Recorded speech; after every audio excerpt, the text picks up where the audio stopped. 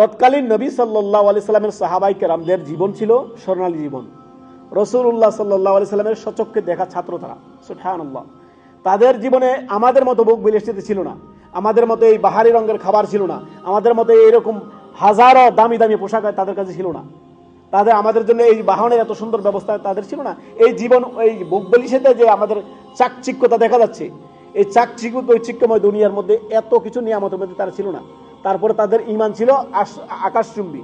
অথচ আমরা এত নিয়ামতের মধ্যে থেকে আমাদের ঈমান দরকার ছিল তাদের ঈমান থেকে বেশি হওয়ার, সেটা হয়নি, উল্টো হয়ে গেছে। উল্টো কি হয়েছে? আমাদের ঈমান ডাউন হয়ে গেছে, দুনিয়া আমাদের উপরে হয়ে গেছে।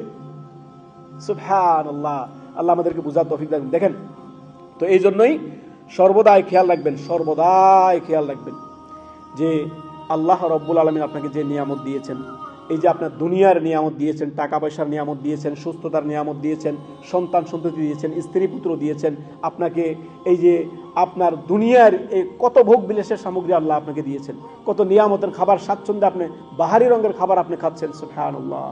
কত সুন্দর সুন্দর দামি দামি জামা কাপড় আপনি পরতেছেন, সুবহানাল্লাহ। অথচ মুহাম্মদুর রাসূলুল্লাহ সাল্লাল্লাহু আলাইহি সাল্লাম দুপুরবেলা এই প্রচন্ড গরমের সময় তিনি বাড়ি থেকে বেরিয়ে গেলেন, কি জন্য?